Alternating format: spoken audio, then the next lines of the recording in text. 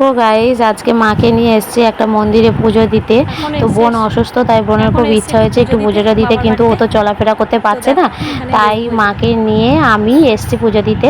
তো চলো কোথায় পুজো দিতে এসেছি সেটা তোমাদের সাথে শেয়ার করি। এখন এসছে একটু পুজো দিতে বাবার বাড়িতে। তো দেখো এখানে লেবু হয়েছে, দেখো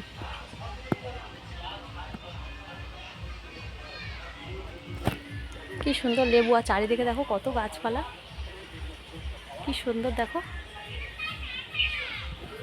চলো মন্দিরটা দেখাচ্ছি, তোরা ঢুকে বসো না।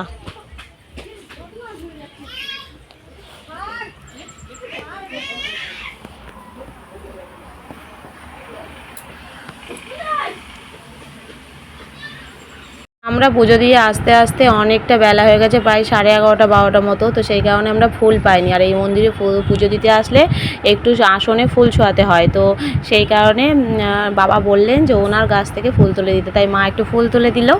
এই হলো সেই মন্দির যেখানে আমরা পুজো দিতে আসি। তো এইটা আমার বাপের বাড়ির এই দিকেই।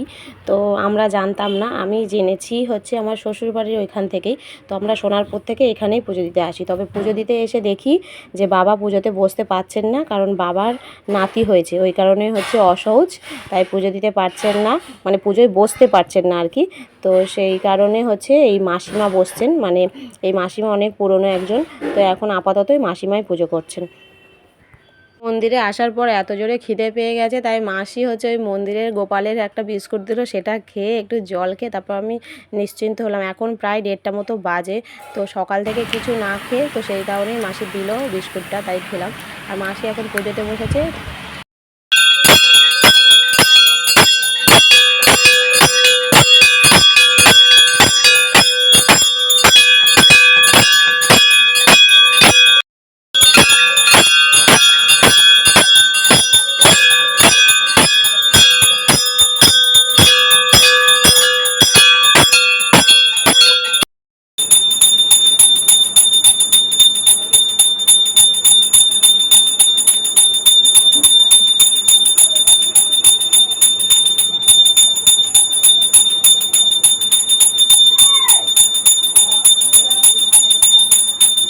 আরতি শেষ হয়েছে, এখন আমরা একটু বাইরে বসে আছি। তো ঠাকুরকে খেতে দিয়েছে, তো সেই কারণে।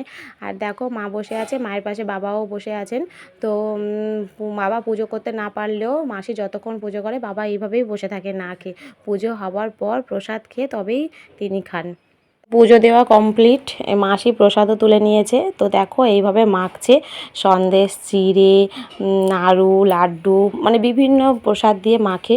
তো এটা হলো মন্দিরের আদি প্রসাদ। তো এটা খেতে যা অপূর্ব স্বাদ, যে না খেয়েছে সে জানতে পারবে না, ভীষণ স্বাদ। আর এটা মন্দিরে আসলেই পাওয়া যায়, এটা বাড়িতে নিয়ে যাওয়া যায় না। তো দুধ ট্রোদ দিয়ে এত সুন্দর করে মাখে না। পুজো হয়ে গেছে, এবার বাড়ি যাবো। মা প্রসাদটা দেখাও, এই যে প্রসাদ দিয়ে দিয়েছে বোনের জন্য। বেশিক্ষণের রাস্তা না, বাইক নেবো চলে যাবো। তো চলো যাওয়া যাক।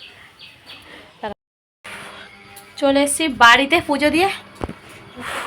প্রচণ্ড গরম, গরমের কথা আর বলতে হবে না নিশ্চয়ই, এত গরম রাস্তায়। মুখ চোখের অবস্থাটা দেখো কী হয়েছে। খুব খিদে পেয়েছে, সকাল থেকে কিচ্ছু খাইনি। কটা বাজে? 2:30 বাজে। তো 2:30 বেজে গেছে, কিচ্ছু খাইনি সকাল থেকে। মা অনেকবার বলেছিল টিফিন খেয়ে নে, টিফিন খেয়ে নে। আমার সে আর খাওয়া হয়নি। ভালোই হয়েছে ঠাকুর পুজোটা দেওয়া হয়েছে না খেয়ে, ওখানে গিয়ে চরণামৃতটা খেয়েছি। যাই হোক 2:30 বাজে প্রচণ্ড খিদে পেয়েছে, সেই কাল রাতে একটুখানি ভাত খেয়েছি।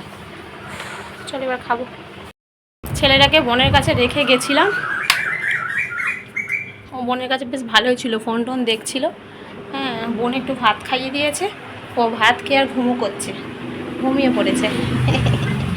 সোনা বাচ্চাটা একবার নাকি বলেছে মা কোথায়, পাপা কোথায়, আর তারপরে ঘুমিয়ে পড়েছে। বোন বলেছে যে তোর মা পাপা এক্ষুনি চলে আসবে।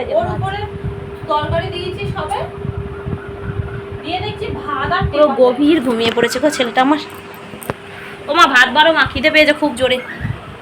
উফ, হ্যাঁ উফ, এসে আরেকটু চান করলাম, এত গরম লাগছে। উফ, এই যে মা ভাত বেড়েছে, আজকে আমার ফেভারিট আলু পোড়া। তো এই যে আলু পোড়া মাখা, আর একটু সয়াবিনের তরকারি, আর করেছে মাছের ঝোল। তো এই দিয়েই খাবো। মা খেতে বসে গেছে, আর বোনের খাওয়া হয়েও গেছে আমি স্নান করতে গিয়ে।